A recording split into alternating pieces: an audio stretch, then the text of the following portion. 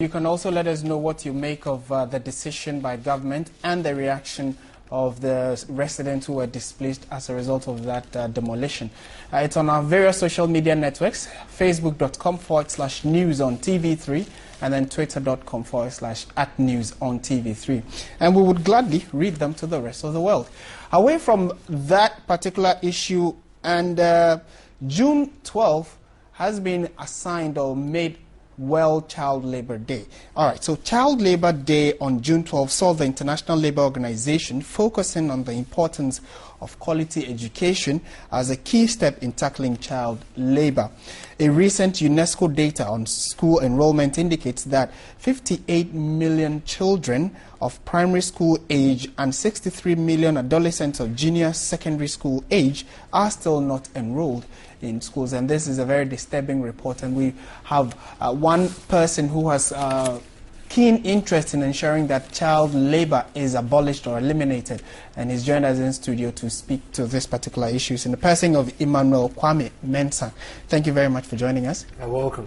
He is the independent development consultant, and we want to find out really how serious is this issue of child labor vis-a-vis why children are not being enrolled in schools.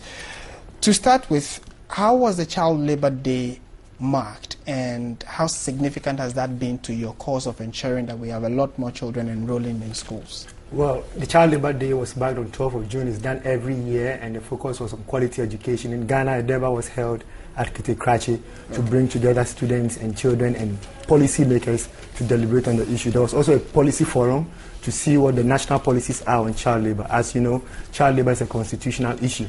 The Constitution says that children must be protected from work that threatens their rights to grow well, to develop and have good education.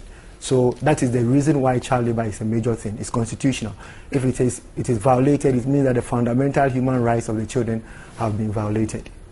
But a lot of laws, we have a lot of laws surrounding children and how they should be protected. But really, we do not see these laws being implemented, or there's still child labor issues almost every now and then. Why do you think that we are unable to enforce these laws? I think that we are unable to enforce these laws because of a number of things. One, the capacity of the law implementing agencies needs to be improved. Two, child labor is a social issue, it's also an economic issue. But we cannot say that because of that we will not deal with that. I'm worried because there are about 1.8 million children in Ghana who are in child labor. If one adult has his human rights abused, we'll hear it in the law courts. But 1.8 million of us, that's about 21% of Ghanaian children today, and this is not acceptable. So we have to improve law enforcement. We have to work with community people. Child trafficking is not acceptable. Children cannot be dealt with like commodities. So what can we do? That is part of the media advocacy we are talking about. Civil society must act promptly. Leaders do what people require. So we must put some pressure, positive pressure, non-partisan pressure, something that is connected to national development, and get the laws implemented. The anti-human trafficking units should be equipped. The Department of Social Welfare, the community department people, media people should get on the ground. Schools should be equipped so that when the children leave the work and they go to school, the buildings don't collapse on them. Parents should have the confidence that when their children go to school and they finish, they can get something in that. Yeah. Okay, there also has been the discussion about social interventions that have been put in place by government to ensure that, one, we retain children when they get into schools. One example came up quite strongly yesterday, where the president was seen giving out sandals, uniforms. Some of these social interventions, how much of an impact are they making? What else do you think government can do to ensure that at least we get children into the classrooms and retain them? Thank you. As you rightly mentioned, the focus of this year's World Day was quality education. So it's good to get the children into school, but they must perform well. Okay, if children are just enrolled in school, they wear their new school sandals and the first day at school, fine. But the next day they don't go because they are in child labor, or they go and they don't perform well in school. It's a problem. So quality education has a number of dimensions. The issue of teachers, much of child labor occurs in the rural areas. are the teachers staying in the rural areas? Do they have what it takes to deliver the quality education that the children need? Are the children exposed to learning materials, for example? So these are the things that we need to do.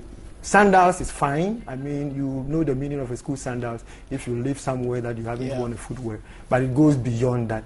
Teachers should be motivated. There must be facilities for the children to do well. Is your outfit doing anything specifically to ensure that you beef up the advocacy? And if you can just give us an idea of how far you've come, what you intend to do in the next few months. Yes, there's a national plan of action against child labor, which is being reviewed. It ran from 2009 to 2015. The second version is being developed. In that context, we have an advocacy platform. We call it the Social Mobilization Partners Against Child Labor. It works together with media partners, the Ghana Journalists Association, other media groups, NGOs at the community level, and then at the national level, social welfare, National Commission for Civic Education, Ministry of Education itself. So what have we done? We have done media awareness. There are posters around. There are education on media networks. We go to the community. There are community child protection committees. We use the local people, the chief, the teachers on the ground, children, opinion. So we go where the problem is. What are we going to do next? We want to expand the frontiers of social protection. We want to bring churches on board and make sure that the people, not only churches, but faith-based organizations in general, so that the word goes down.